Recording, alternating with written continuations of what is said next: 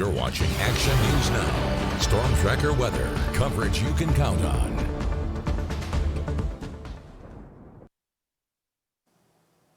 We're heading into the last weekend of the month of January. Just like that, it's gone. And you got any plans? My plans are to have a weekend with no plans. Housework, yard work, and sitting around in my pajamas, Jason. I'm really looking forward to it. And it's looking like a nice weekend to get some yard work done. Yeah, at least half of it will be. There's another storm coming our way, which is going to make things trickier for some yard work, but I'll get to that coming up in a second. Right now, things are fairly quiet outside. This morning, we didn't have very much wind, and you can see what that did to the overnight lows. Instead of having about the fourth consecutive morning with lows in the 50s in Redding, without that wind coming out of the north, we dropped down to 35 this morning. It was 37 degrees in Chico, 16 degrees with more clouds this morning over Alturas, and 26 was the low in Bernie, but the highs were nice and comfortable, far cooler than yesterday around the valley, but still in the seasonable range in the upper 50s and lower 60s. So no real significant clouds outside right now. We had those clouds earlier this morning, but those are leaving us right now. We'll have a fairly clear sky overnight tonight for the valley. We'll still have some areas of low clouds and fog over Modoc, Lassen, and Plumas counties, so some limited visibility, but we'll also have a lot of sunshine for most of our areas Saturday. A good day to get outside and do something fun. Temperatures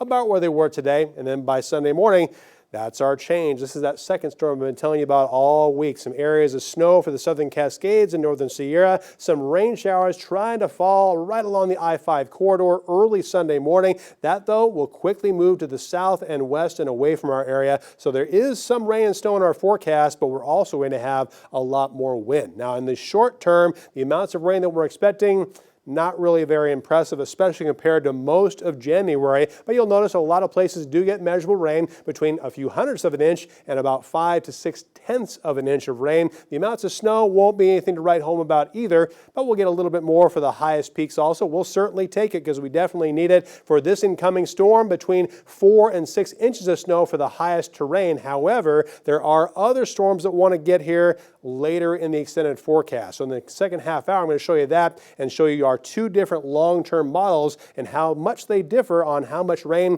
and snow we're going to get from that incoming storm. But in the short term, we're also going to have more gusty wind. Not much right now, but early in the early evening hours, you'll notice that the breeze is starting to pick up out of the north between 10 and 20 miles an hour. Then it's going to switch around as that second storm approaches. So by Saturday afternoon, Saturday evening, it starts coming out of the southeast. Then it's going to get a lot windier Sunday morning, Sunday afternoon, and Sunday night. A lot of places with gusts between 25 and 45 miles an hour, pushing right down the valley and, well, right through the canyons as well. And we also have our winter weather advisory out for the Sierra, as well as the eastern foothills and the eastern plateau. We're going to have the potential of 3 to 6 inches of snow, not as much as we've had in previous storms. The snow level about 4,000 feet and some gusty wind. That winter weather advisory out from early Sunday morning until Sunday evening. So overnight tonight, it's still going to be a chilly night for us with lows in the teens and 20s, mainly 30s and lower 40s for the valley and foothills. Seasonable for us. That's right where we're supposed to be